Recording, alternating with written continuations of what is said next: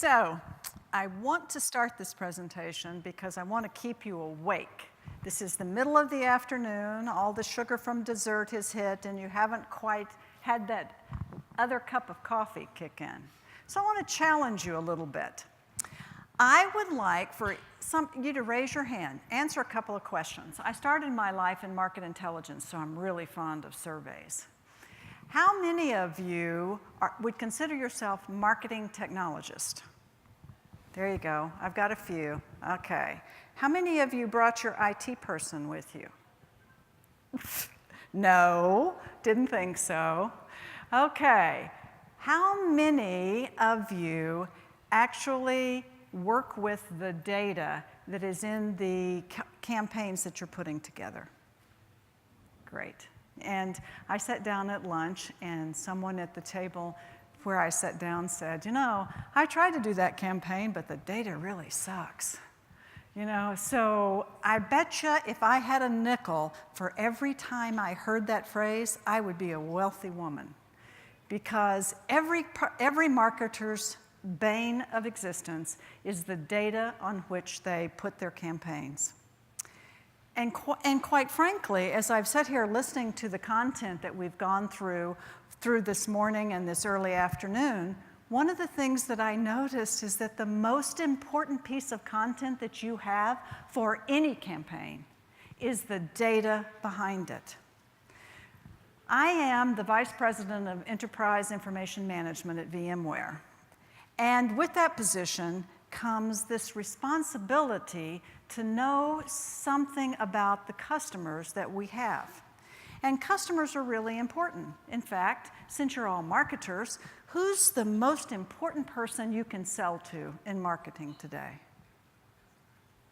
Come on, give me an answer. You know it. Ah, the CIO, the COO? No. It's the person who bought last week. Okay? Your existing customer is very, very important to you. So if I were to ask each of you marketers, how many customers do you have at your company? Would you know the number? How many would know how many customers you have? How many customers do you have? Probably 30 at any given time. Very good. 30, that's a good number. That's a manageable number. Anybody else know how many customers you have today? Well, first of all, you're going to have to ask me, well, what's a customer? Isn't that the number one problem? The customer usually is an account, or it's a couple of people within that account that make the decision. But as I sat here listening to all the presentations, there are a lot of people that make decisions in accounts today. In fact, there's a new Forbes article out about how it takes 5 people actively within an account to make any kind of major purchase within a large company. So you've got to get to those people somehow. What I want to talk to you about today is your view of that customer and what you can do as a marketer to actually farm the most important part of what you do from a marketing perspective. And here we go. Am I gonna? Nope. Okay. And I want to take you through 3 parts of this presentation. I want to talk about a 360-degree view. Because normally, when we as marketers talk about the way we view our customers, we call it a 360-degree view. But really what it is, it's this view. It's not this view. And I want you to think about that just a little bit. I'm going to talk to you a little bit about why it's so complicated for B2B. You kind of know those reasons. You've been in this particular business for a while, so you know why it complicates your data. And then I'm going to talk a little bit about where do you start if you want to get a 360-degree view and you actually want to utilize it to do some marketing that makes sense. So, most people view their customer from their interaction with their company. That means we know where they came to on our website, we know what web actions they do, and the most important record of all is what kind of transaction they have done with us. Have they downloaded something? Have they actually purchased something? Have they engaged with us in any way? When I was at IBM, the reason that I got into marketing data was for a very interesting cause. I was in Europe managing small and medium business marketing for IBM, and I had a huge budget of $1 million for 8 countries. Now, if any of you guys know what marketing dollars cost, to do that in Europe is really, really hard. But we were spending all of that $1 million on buying names of people to market to.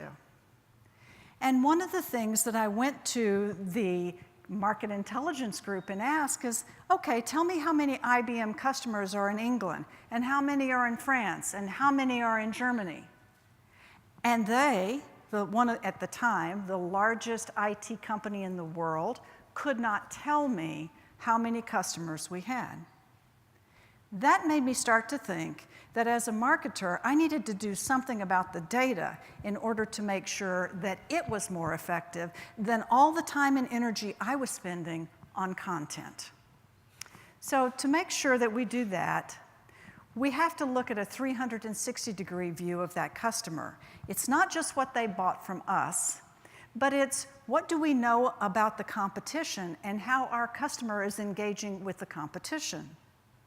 One of my favorite stories to tell is that when I was at Cisco, we started looking at how we could engage some of these new kinds of vendors in intent marketing. And so we wanted to try and figure out if there was really an intent by how much people were touching our websites and how much they were responding to us. And we did it a little bit, and then what we did is we went back in the real old-fashioned world, and we called some of those customers and asked them, after we had seen that they were going to engage, and when they were going to engage, and the new vendor came in and said, here are all of your opportunities for people to go buy. And what we found was that people were engaging not for Cisco's switching product, but they were engaging after they had made the decision for Juniper just to see if they had made a very good deal for themselves. So sometimes intent marketing is not necessarily intent at all. You have to really understand your customers and what's the buying cycle of your customers and the products that you're selling.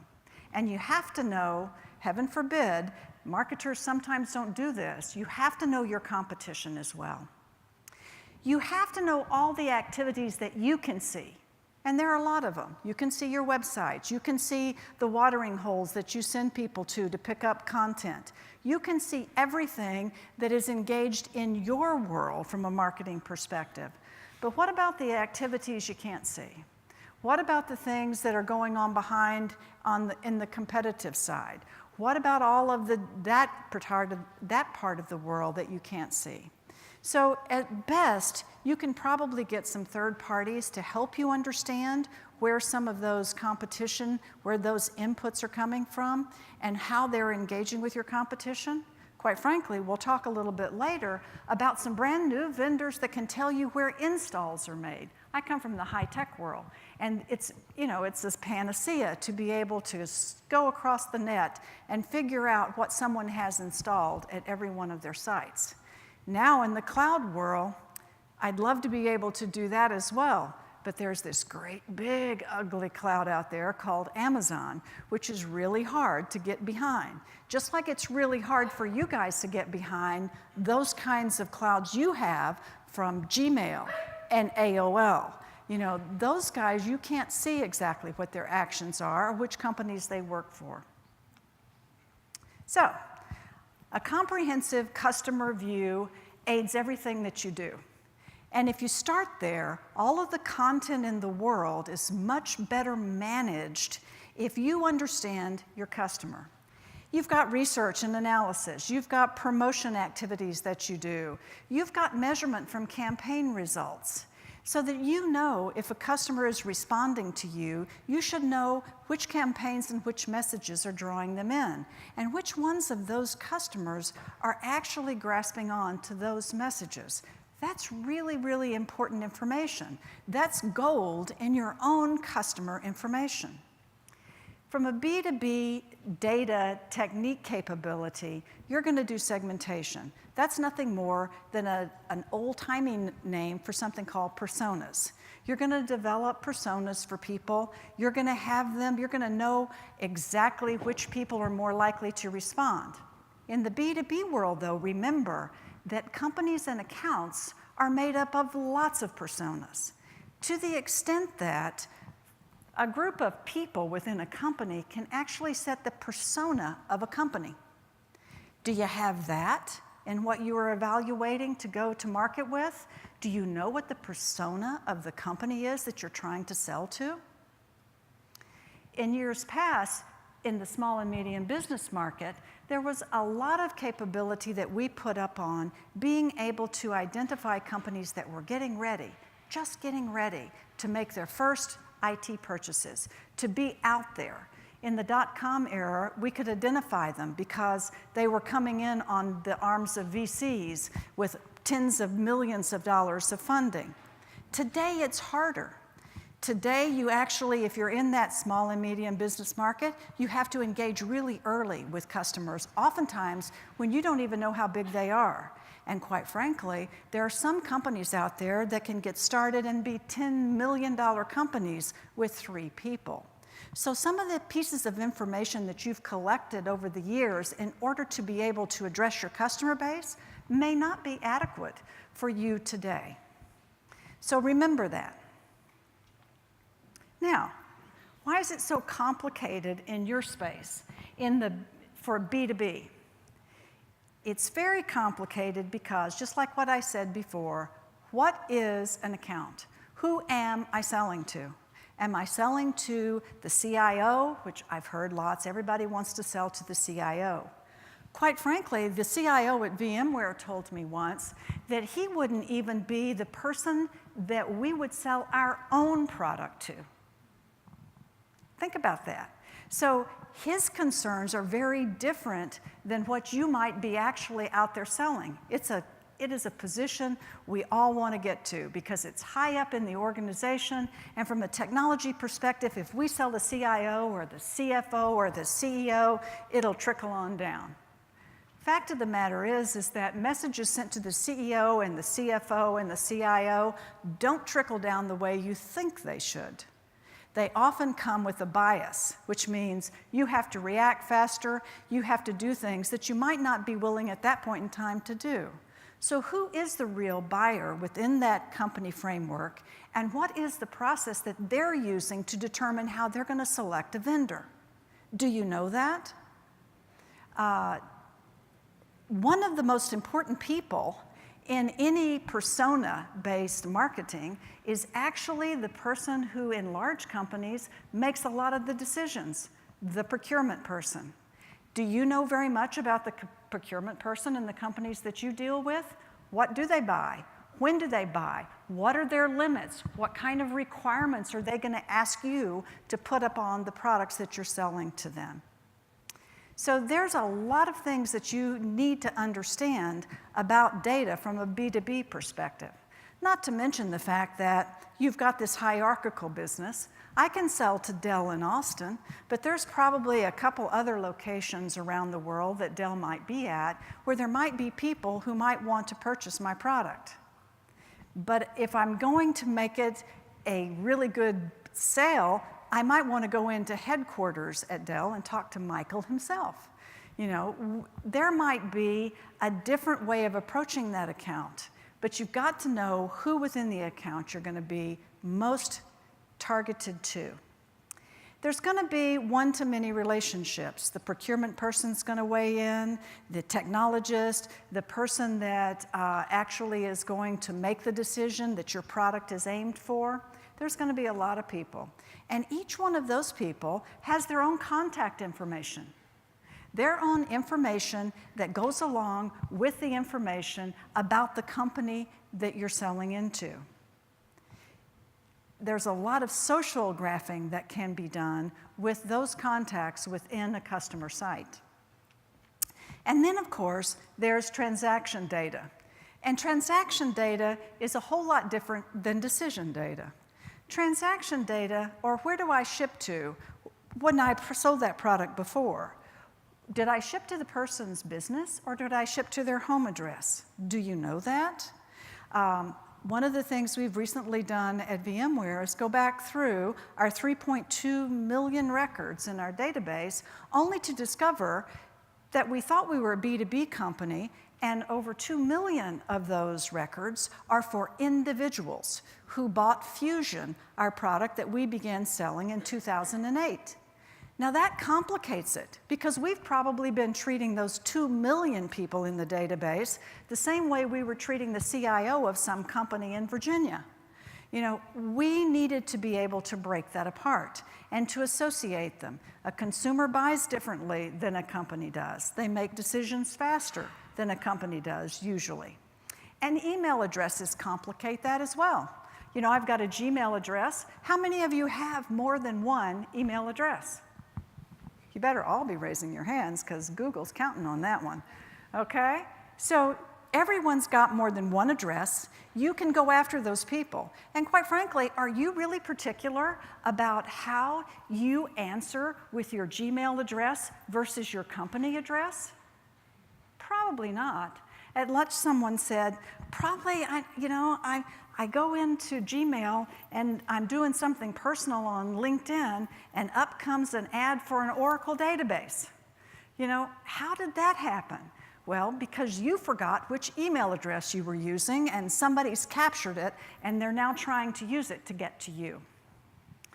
Web hits, website hits, and other unstructured data are not easily related to companies or contacts. I don't care what people say. The best I have ever seen is about a 60% relationship between an email address and a company that the person represented. 60%. You know, it may be a little over half. Now, that's a chance you have to take when you start to look at big data, because all of the structures for big data have got to come back to something that's represented on the web. A URL, an IP address, something that you can track to. And that's a big data problem. There is, the real issue for marketers today is to associate big data to the little data. The little data that says, here's my name, here's my address, here's what I want to buy. And then all of the other things that say, well, here's my intent, here are the 50 things that I clicked on, here's where I went to these 50 sites before I came here. All of that information has got to be condensed so that it can be something that can be applicable to what you need to be selling. So, and data comes from many outlets in the B2B world. There's what you can buy, and there's a whole list of vendors. You've seen them in your solution center. A whole list of guys that can give you information about credit scores and fiscal years and all the information that's publicly out there. There's also some brand new companies that can give you information that you might really want, like what's the person's actual title that they can scrape off of LinkedIn? What is the job function or the level that this person has? That information is usually pretty hard to come by, especially accurate information in that area. And then there's that place in the middle where you have to assemble it, where you actually have to do the work of figuring out, what did this person purchase? What did they do from their support and services perspective? Did they take education? Is there a way that I can look at all of their web traffic? What about, oh, and heaven forbid, what about the partner that sold it to them or the distributor that sold it to the partner? Because in most cases, at least for the technology companies I've worked for, I've never had a clear view of the absolute end user. It was usually muddled through at least 2 tiers of distribution.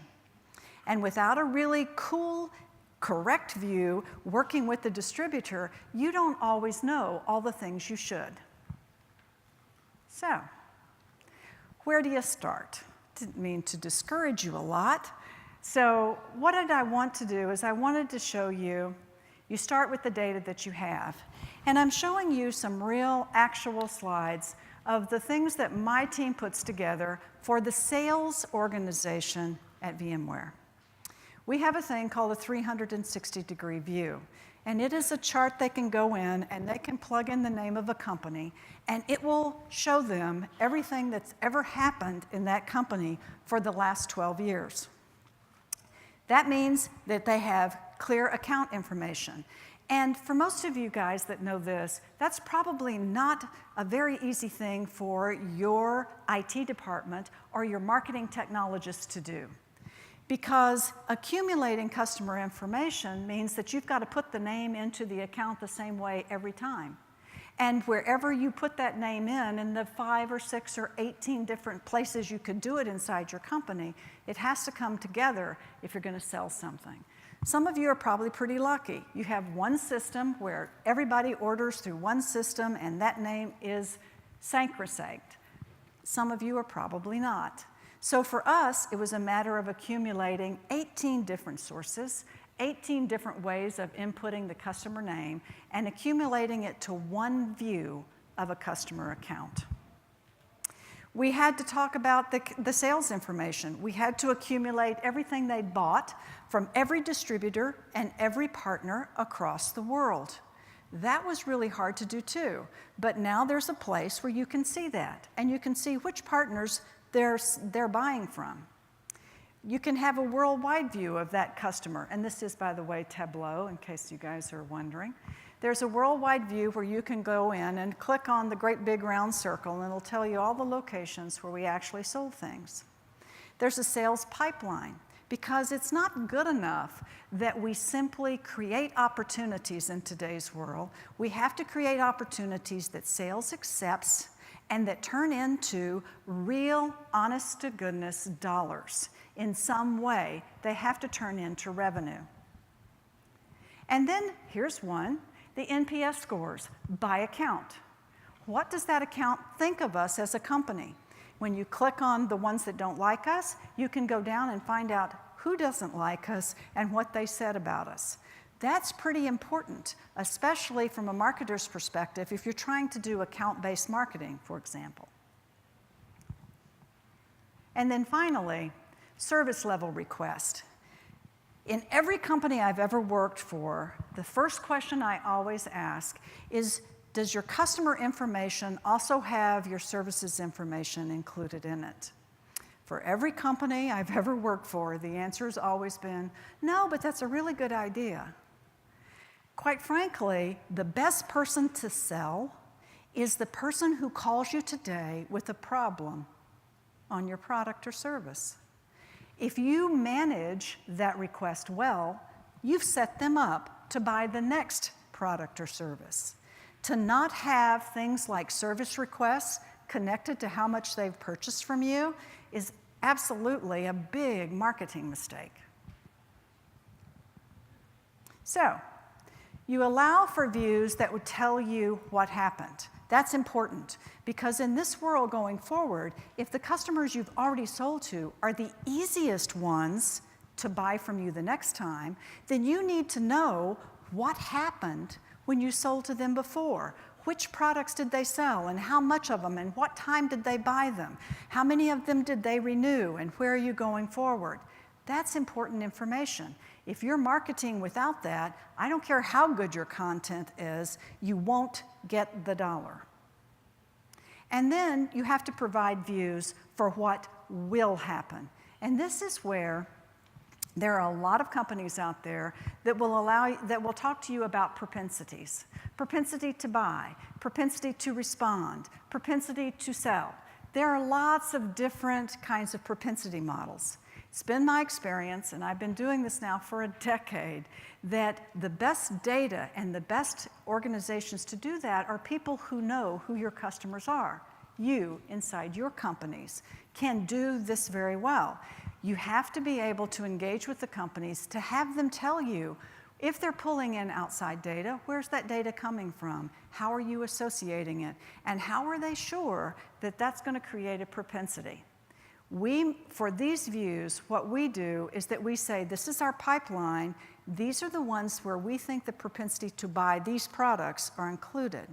Now, if you're doing propensities by product, which a lot of companies do, you ultimately have to engage a bigger propensity model to say, listen, I know you wanted to buy product A, B, and C, because you've got a propensity for all of those, but what if I told you I could put them all together?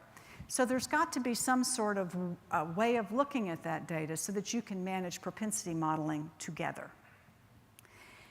There are lots of supplements out there that you can supplement all this data with other sources. Some of these are things like data.com. Some of them are next door in your solutions center. Net Prospects that was recently bought by Dun & Bradstreet. Lead Space. Orb is a brand new one in the Valley that actually looks at what the business activity was when the company was founded and what their intent is. This is for those real startup companies that you may not have a view of today. And then I met someone this morning from Social 123 who does rich profile aggregation for contacts. That's a place where you can begin to add additional information. And Profound is the one I mentioned before, where you actually can find out what someone has installed at their site so that you don't go call on a company that's already got your competitor installed and, oh, by the way, just installed it last week. So you don't waste your salesperson's time nor all of your marketing dollars marketing to the wrong people. And then, of course, 6 Sense, which was one of the premier companies to start with intent marketing. So here you go, IP addresses. Everybody's got one. How many people delete their cookies every time they get off of Google? Nobody. So everybody's depending upon your cookie to track you back and determine what you're doing. Those IP addresses are very, very important in today's world. But don't believe that they are the end-all and be-all. They must be combined with other kinds of data. So what do you do now? All of you probably have some sort of marketing database. It's probably one that your IT department doesn't know about. It exists underneath the desk of your marketing technologist somewhere, or it's part of your Eloqua installation. So there is value, however, to engaging in what we call today a data lake. And I'm going to be very sort of frivolous about this. A data lake is the equivalent of your kitchen drawer. You know, the one where you stick all the rubber bands in and all of the different lost forks and the straws and the packages of mustard from McDonald's. That's kind of what a data lake is. It's where you accumulate as much information as possible and sort through it when you need it. They are very popular today because they don't require some of the setup that you have to do for larger data warehouses. But talk to your IT guys about that, because it might be that that's what you need to do in order to combine your big data with your little data, which makes for the best content around. And then here's my final thing, my final admonishment to you, is you can collect information all day long, you can manage content all day long and collect that, but if you don't use it and learn from it, then it's not valuable to you or anyone else. Use the information you collect. And at the heart of it, everybody hears today, analytics is a very big thing. Use your data, analyze it, make sure that it's going to give you sales enablement, channel management, pricing, segmentation.